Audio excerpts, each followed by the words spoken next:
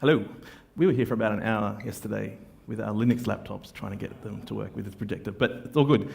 So I'm Rod Vagg. I'm from Australia, and my ancestors were Norwegian Vikings, so that's why I'm here. Is there anyone else here from that part of the world, Australia or New Zealand? A couple, awesome. And Dominic too. So I'm leading a block that we're calling Node.JS. And there's two more guys following. There's Julian Gruber. Dominic Tarr is going to follow me directly, and then Julian Gruber is going to follow me. We're going to try and build on the content for you to give you a picture of what's going on in this area of Node. So my talk is just to introduce the ideas here, and then hopefully you'll get some more meaty stuff out of the next couple of talks. So my talk's titled A Real Database Rethink, and I know there's a lot of, every so often we have something come out saying, we've got the database reimagined, or Rethink DB, whatever, that somehow there's a big revolution happening. Revolutions don't happen that often in technology. They have happened in the database world a few times, but mostly we're adding features or interaction methods. I think what's going on in the Node community, though, may count at some stages as a kind of a revolution, and hopefully you'll see why I think that by the end of this. So it's been called Node-based now. I think that's the name we're sort of settling on because it's sort of a bit more generic than it once was. Level is the other name, and you'll see why in a minute, why it's called Level, but these two terms are interchangeable in what we're doing. So I'm going to start with the database history. This is not a database. This is a lady loading some tapes onto a big batch computer. But this is the genesis of the database, because not many of us would have been around at this stage, maybe a few of us, but you can imagine the frustration of doing batch jobs and interacting with your data in a serial way. So having to submit something, and then your data is very static. So databases were born out of this frustration when we started to have spinning disks. So we moved from tapes and batch to spinning disks, so we could have shared access to our data and we could have interactivity with our data. So this is where databases started, because we wanted to get to our data a lot more accessible. The first databases were navigational databases. And you'll recognize this idea because it's still around, where each point in the database points to another component of the database. So it's all about links, and you get to data by following the links through the database. You have to navigate to your content. XPath is a good example of a kind of a navigational concept today, where you have to follow particular links to get to what you want. But this is not really enough, because it's about the links, not the content. So in the early 1970s, the relational model started to be born, and this came out of relational algebra, where we could start to be more mathematical about our data. And content became the king of the database here, where we wanted to get to the content, we wanted to search by the content, and we wanted the content to be able to relate to each other. And then SQL came along, and this is probably one of the revolutions. SQL formalized the relational model, gave us a language to interact with our data and manipulate it and deal with the content. In the early 1980s, we had databases on our desktop.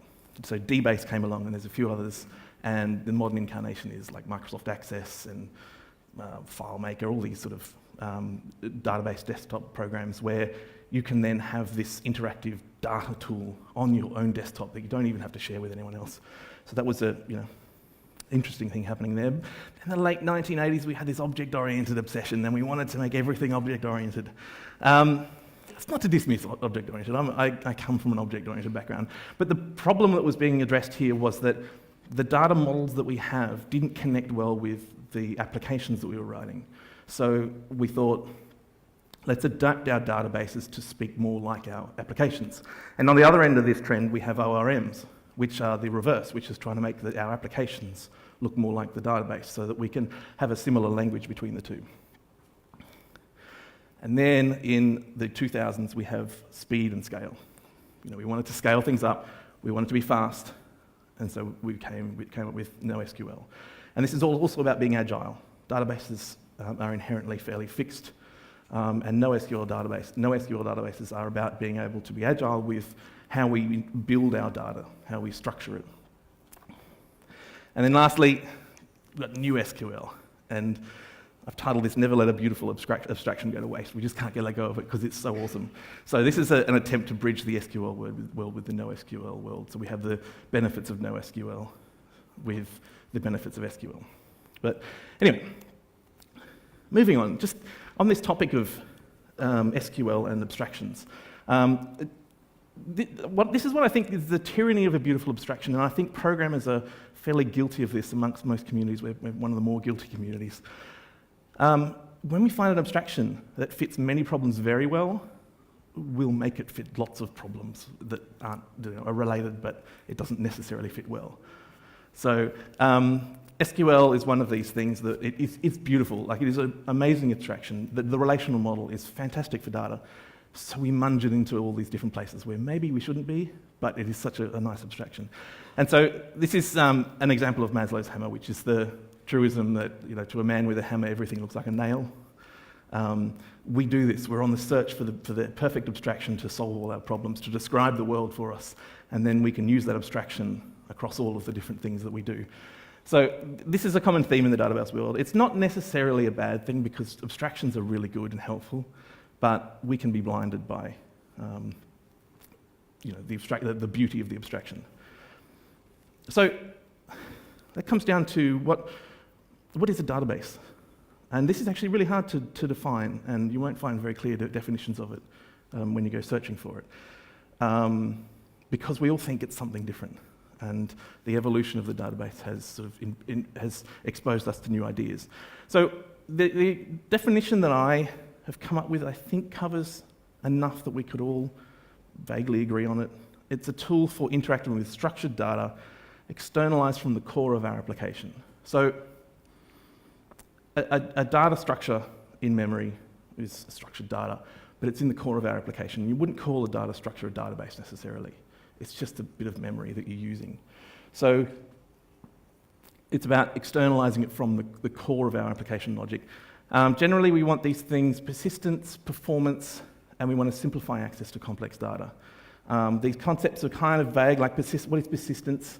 For example, is Redis a database if it just keeps stuff in memory? Does it become a database once you start using snapshots? So you've got persistence. What about Memcache? Is that a database? If that doesn't save snapshots, it's just a purely in-memory thing.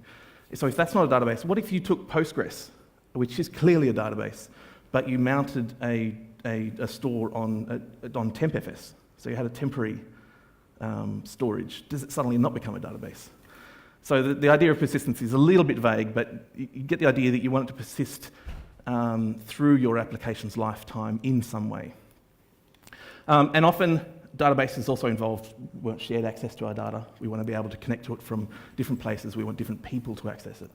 And scalability is more and more important these days. So these are the things that we ask for from our database systems. Okay, so let's talk about Node, because this is the Node conference. So the Node approach. This is the Node approach, I think, in a few dot points. Small core and a vibrant user land. The core of Node is really small. Amongst most platforms, it's one of the smaller ones where you've got the really basic functionality in the core, and the rest of the functionality is in this user land that competes for developer attention, and it's extremely vibrant. Extreme modularity, and I think this is one of the defining aspects of Node, is the extreme modularity that. I've got no idea what was going on here.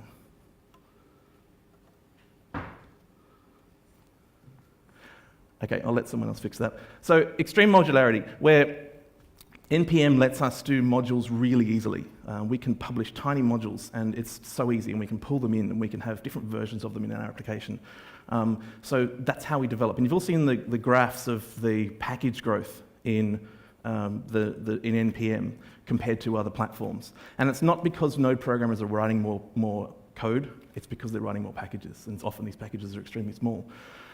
And then there's this drive to re-implement everything in JavaScript.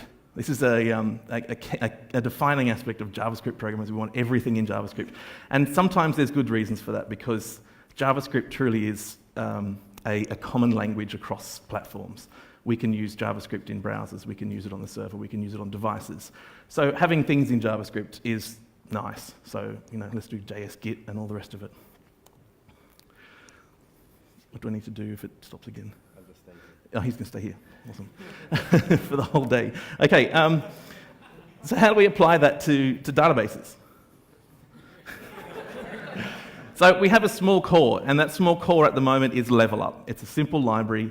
You can get it in NPM, and it's really simple. Everything is a module.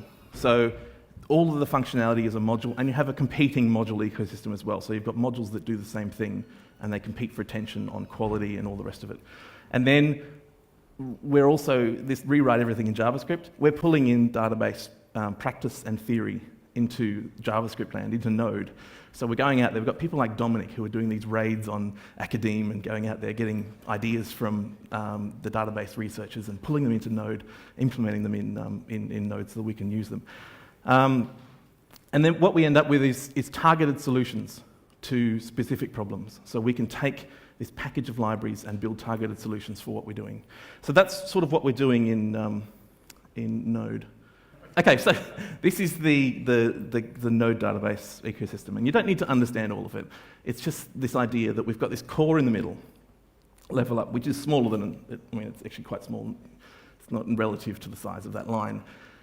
Above LevelUP, we have these extensibility libraries, and they are mainly for extending the features of LevelUP. So we have these packages like sublevel, level hooks, level mutex, even possibly multi-level might be included in that, where these are little packages that you can use to extend the functionality. You don't have to use them, but they are helpful for that.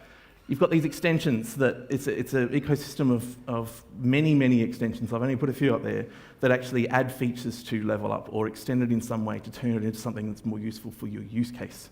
And then above that, we have these, I've called them packages, and these are packages that use all these things, but don't necessarily extend it in a way that makes it recognizable. So you have, in that section there, you've got fully featured databases like TacoDB, which Nearform is putting some effort into, which is a very Node modular database.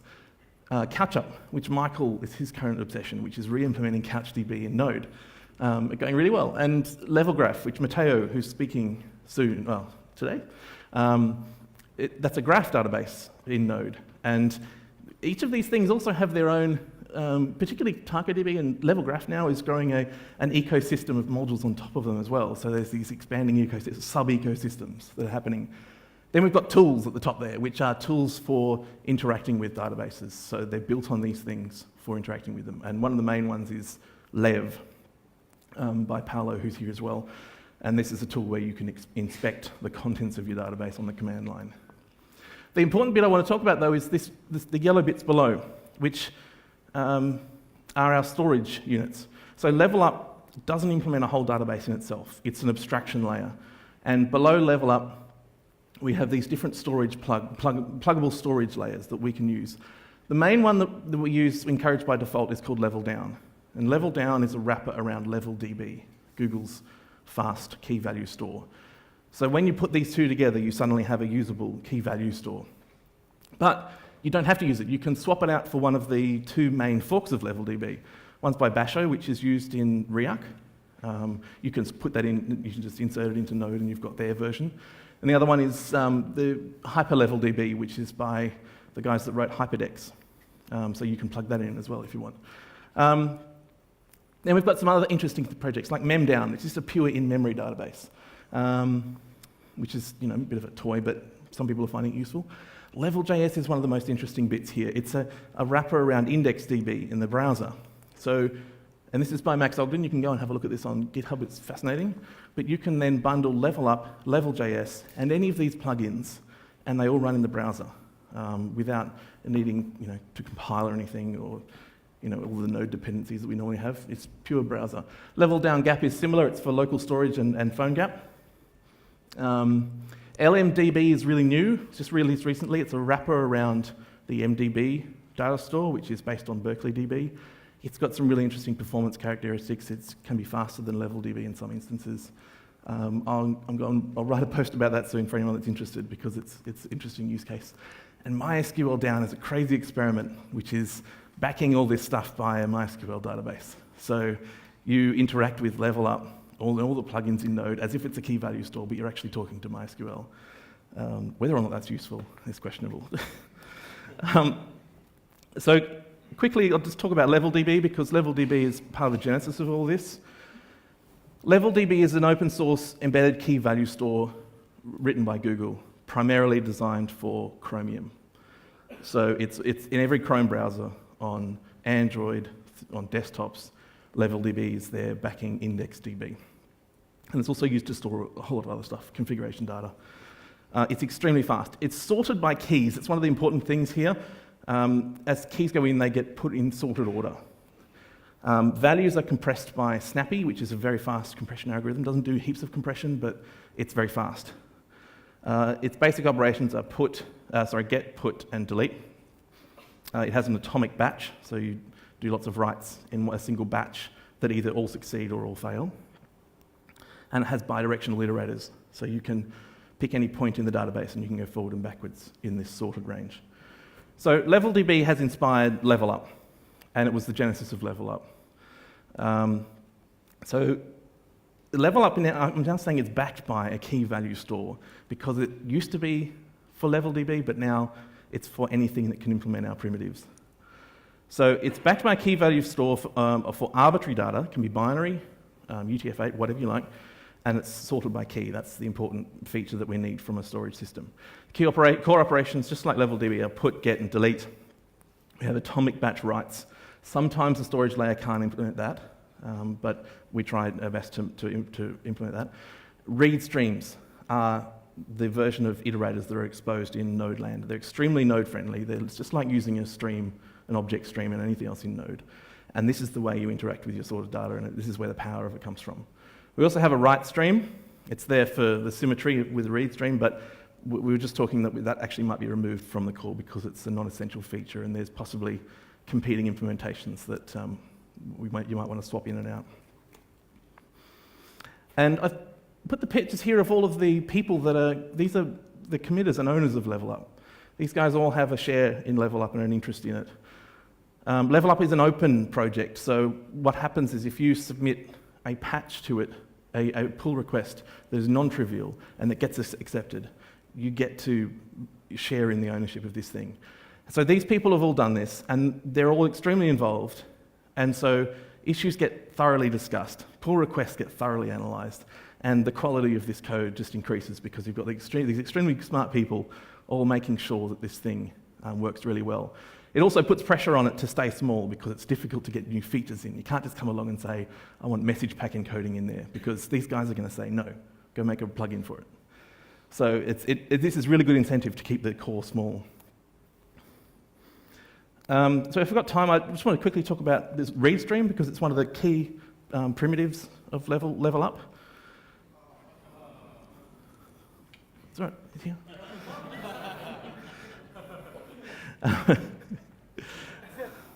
So Readstream, it's an essential primitive for building complex features, because if we just had get and put, then it's difficult to build things that are useful.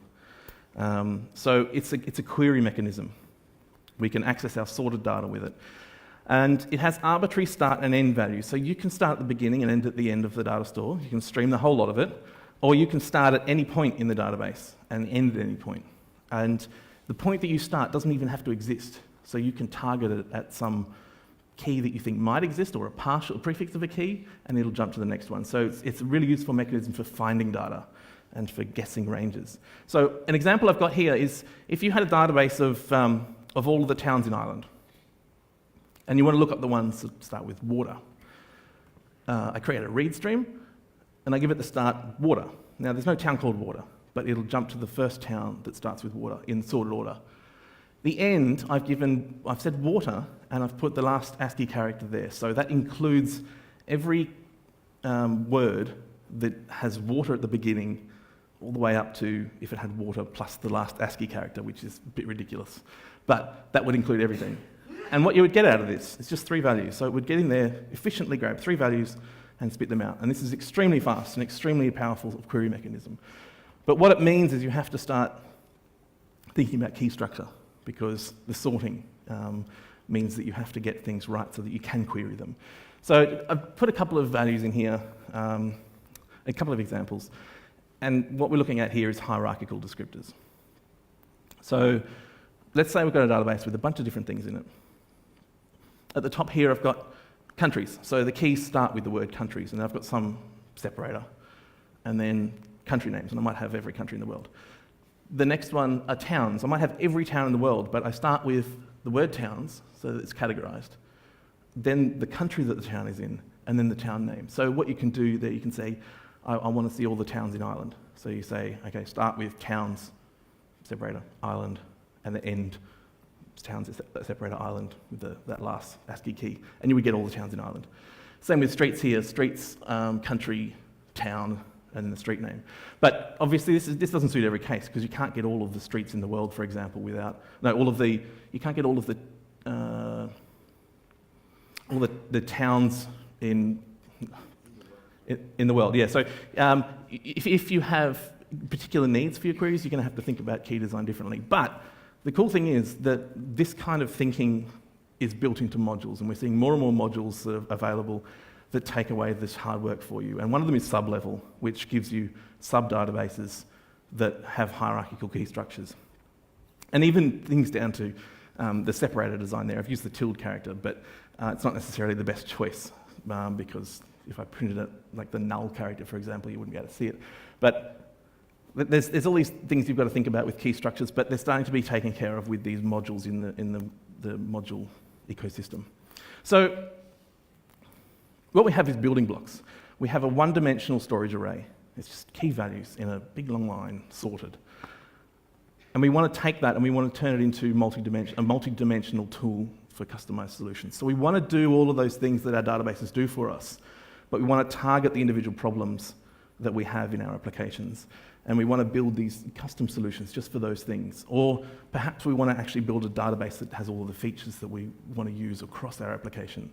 Not necessarily the best approach, but maybe that works for you. So the level ecosystem is becoming a menu of beautiful but small abstractions. So these little modules that you can piece together to build these custom solutions to the problems in our applications. So that's the end of my talk. But Dominic is going to show some cool modular stuff, and Julian's going to do some live coding around this area. But we have a workshop that's going to be happening at some point where if you have questions on any of this stuff, you can come and ask. But we also have some very structured content for you to work through if you're keen. So I just want to encourage you to have a look into this. Try and step back from the preconceived ideas about what a database is and should be, and start to think about what the real needs of your applications are and how can you insert custom solutions. Because we're used to running custom solutions. We're used to writing our own web servers. http.create server. You tell that to somebody 20 years ago, and how crazy would that be? We're doing that. We're used to doing that, so why not do the same thing with databases? So that's me, and I might hand over now to Michael. Thank you. Woo.